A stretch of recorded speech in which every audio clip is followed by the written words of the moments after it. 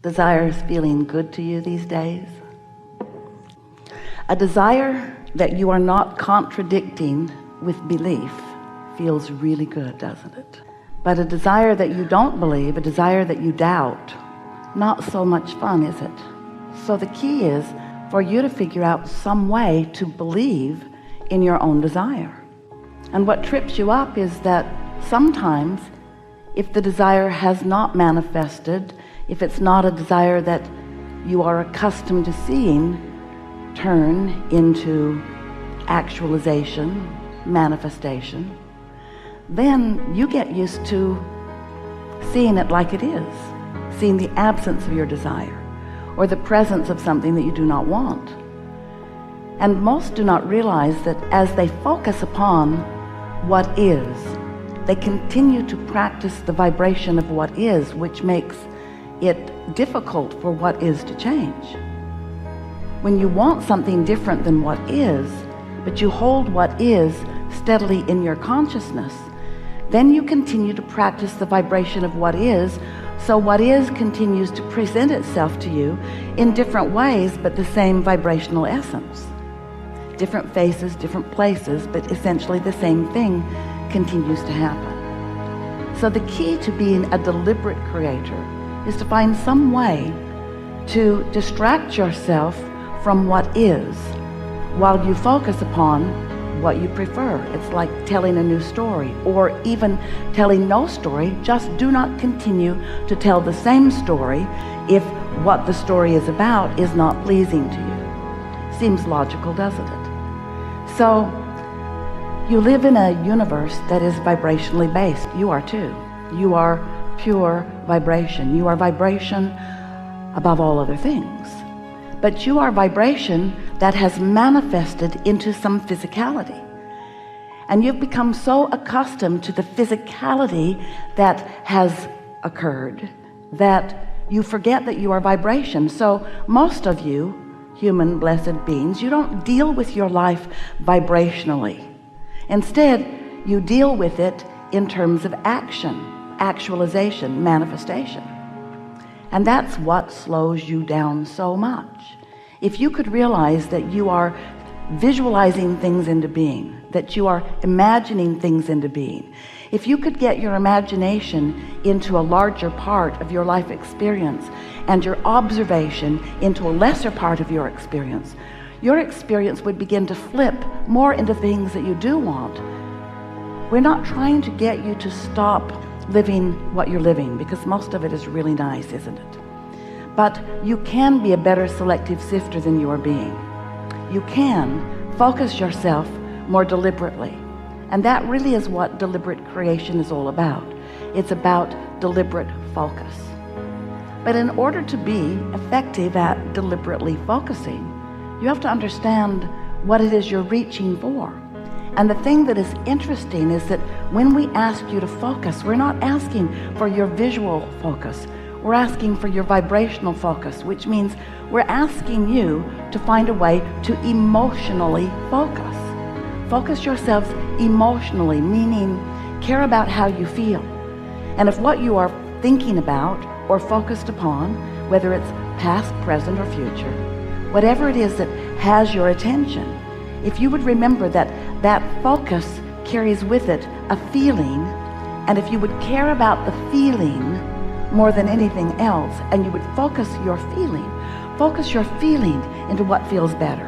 In other words, let's say something has happened and it's not the way you wanted it to happen, and someone else is involved and you feel that they are wrong in their part in this, and you focus upon what happened, and you focus upon the injustice, and you focus upon what you think they should have done differently. You've got yourself all out of focus. And the way you know that you're out of focus is because you don't feel good. And not feeling good is your evidence that you're out of focus.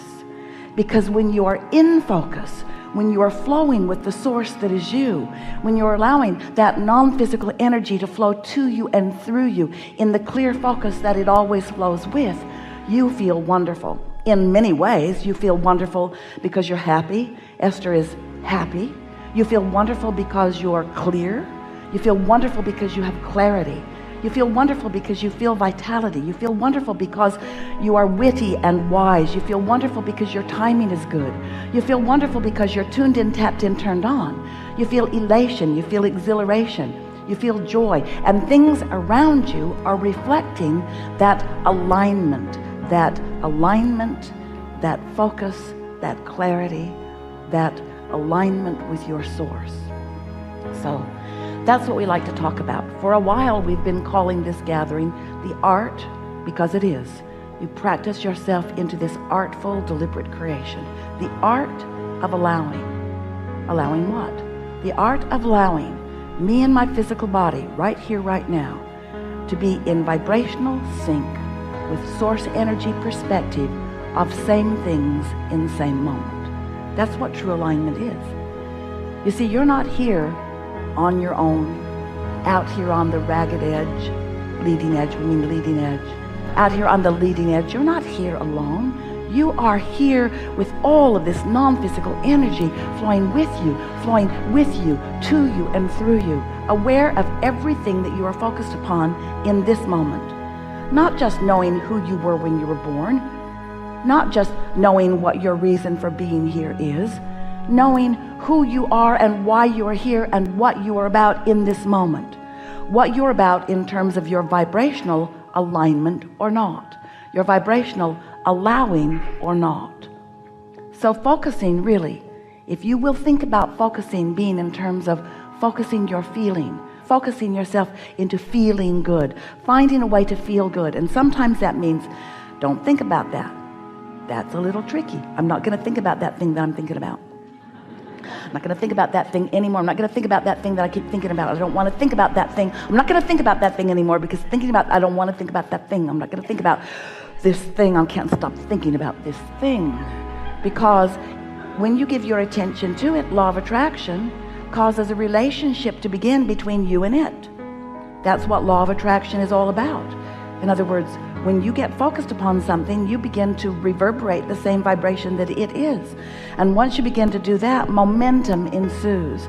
And once momentum gets going, it's time to take a nap, really.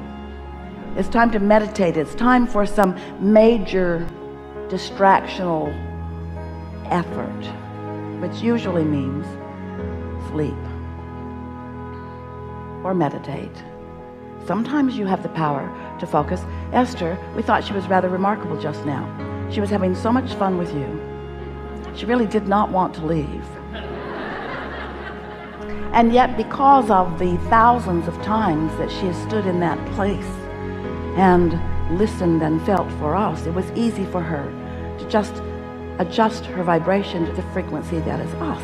But it takes some practice to be able to distract yourself from whatever's going on in that way, doesn't it? It takes some practice, and that's what this gathering is all about. So, you were source energy before you came into this physical body, and most of you still is source energy. And you, in this physical body, have a relationship. We want you to know that. We want you to feel it. We want you to sense it. We want you to tend to the relationship between you in this physical body and the source who is really you. The source who is you, present with you, aware of you, and thinking about what you're thinking about. So when source thinks about what you're thinking about, and you feel negative emotion about it, that means you're thinking about it in an opposing way to the way source is thinking about it. Source is looking for the advantage. Source is seeing the well-being. Source is knowing the value of the contrast that you are living. But when you are pushing against the contrast, then you are not in vibrational sync with who you really are. So the creative process is really 3 simple steps that have morphed to 4 and now to 5. We'll talk about all of them. But it basically says that life will cause you to ask for more continually.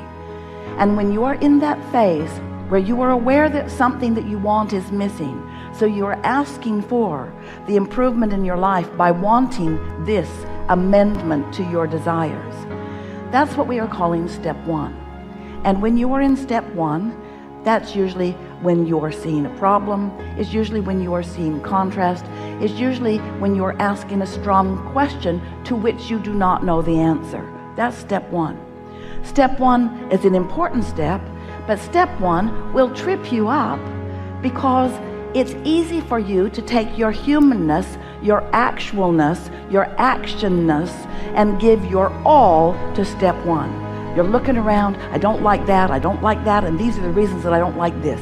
I don't like it, I want it to be like that, but I don't like this. That's what step one is like. Step two is Source is answering what you want. Now, if you're in step one, strongly in step one, asking for the improvement, asking, focused on the problem, focused on the question, then you're remaining in step one, even though step two has already taken place and what you have asked for has already come to be in a vibrational reality that we've been referring to as your vortex. It's a vibrational reality, wrote a whole book about it, a vibrational reality where everything that you're asking for is already resolved and gathered and completed and done vibrationally. But then you say, you're wise, you're smart aleck too, you're wise, you say, all right, Abraham, we'll play your silly game. I've asked the question and I accept that it has been answered, but how do I get my money out of the vortex and into the bank? How do I get my lover to come home with me now? In other words, it's very fine, this vibrational reality that you have conjured, cooked up, or maybe even imagined, Abraham. But I want the reality. I'm not asking for the vibrational version. I'm asking for the real life, see it, smell it, hear it, taste it, touch it, lick its face version. I want the reality of it. I want it to manifest for me. And we say, that's step three.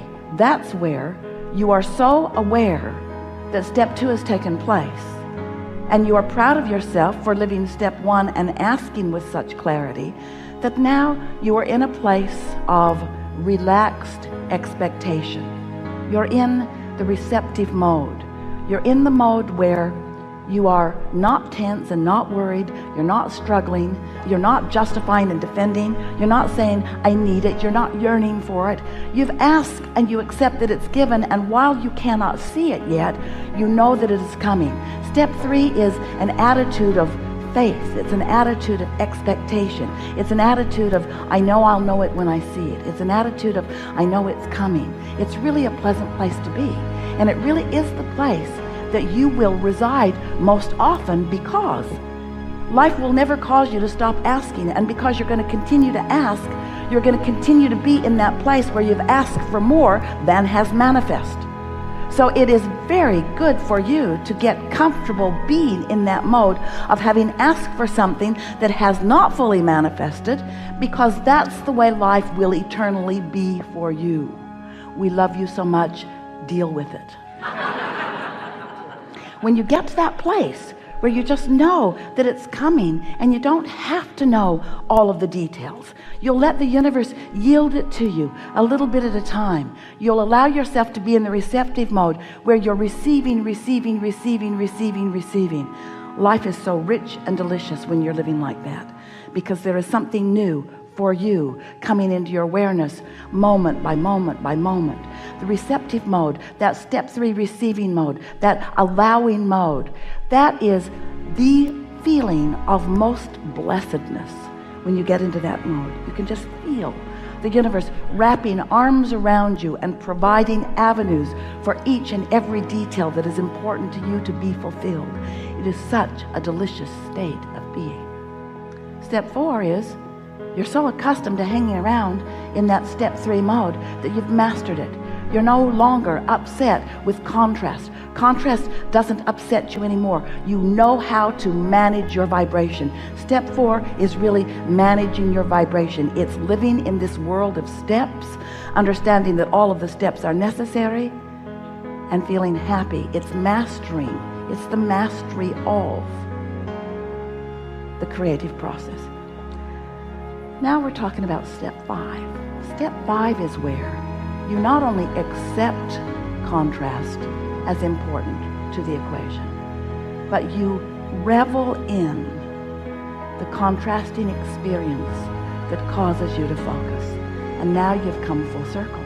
Now you are on top of life. Now nothing bothers you because you know it's all for you. Nothing bothers you because you know you attracted every bit of it. Nothing bothers you because you know it's the clarity that you've been seeking. Nothing bothers you because you know you have mastery of your own ability to focus.